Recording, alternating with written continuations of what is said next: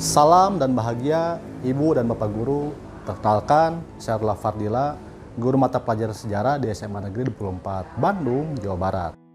Pada kesempatan ini, saya akan berbagi praktik baik pembelajaran sejarah yang menyenangkan dengan portofolio digital. Pelajaran sejarah dianggap membosankan dan mengantuk. Murid dibebani materi hafalan yang banyak, metode penyampaian materi ceramah satu arah yang monoton, turut mempengaruhi rendahnya partisipasi murid dalam pembelajaran. Apalagi jika hanya memberikan tugas memindahkan buku cetak ke buku tulis dalam sebuah rangkuman, maka proses belajarnya akan rendah.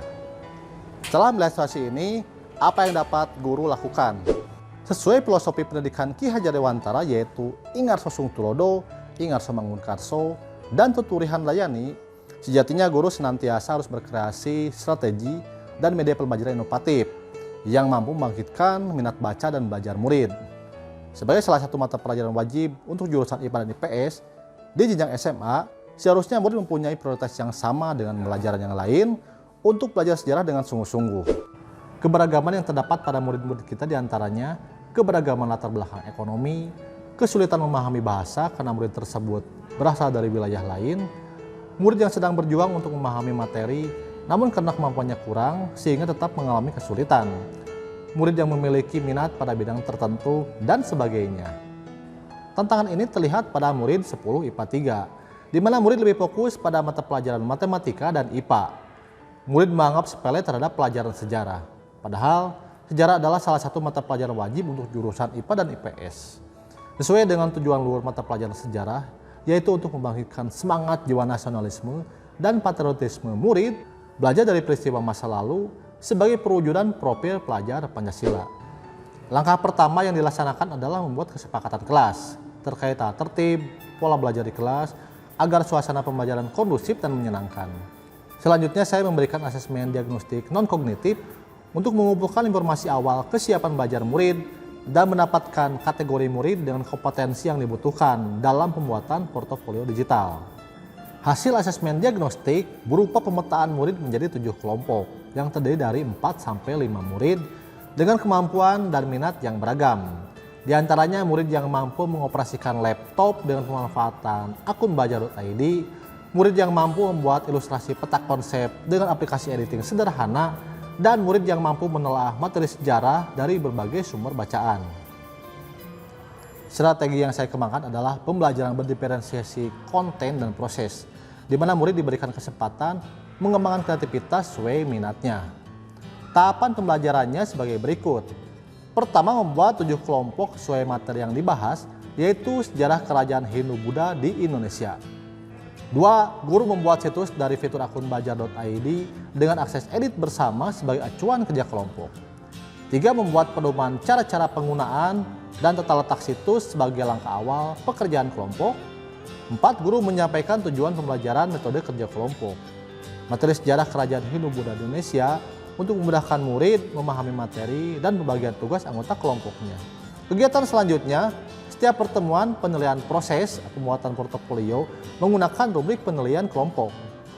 5. Di dalam kelompok, murid yang mendapatkan tugas mengelola situs mulai melakukan tata letak, sampul, dan nama kelompok. Murid lain membuat peta konsep menggunakan aplikasi edit sederhana.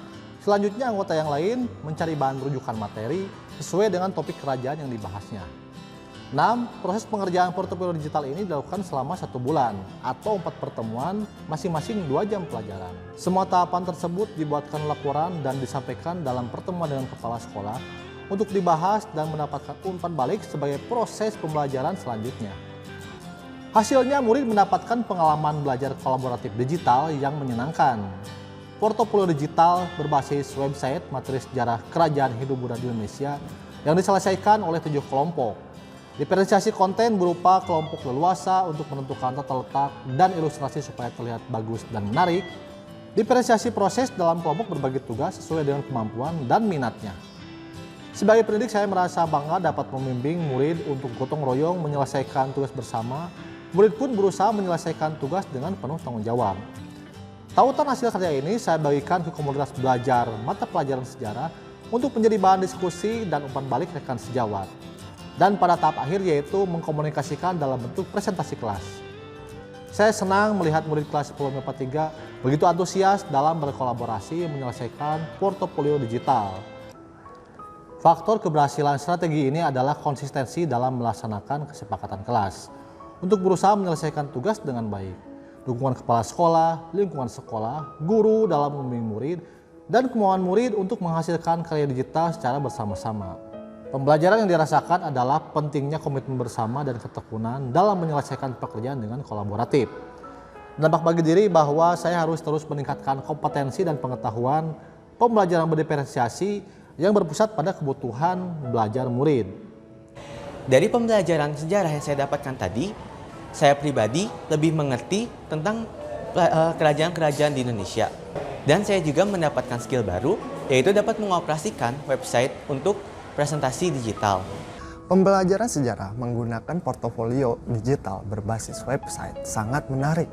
Murid akan terlatih untuk bergotong royong menyelesaikan tugas sesuai minat dan kemampuannya. Nah, pembelajaran berdiferensiasi dapat memenuhi kebutuhan belajar murid untuk mengembangkan kompetensinya. Nah, demikian semangat berbagi dan berkolaborasi. Assalamualaikum warahmatullahi wabarakatuh. Demikian praktik baik pembelajaran sejarah yang menyenangkan, semoga bermanfaat dan menginspirasi. Semangat berbagi dan berkolaborasi, menumbuhkan ekosistem digital, mewujudkan Merdeka Belajar. Salam dan bahagia.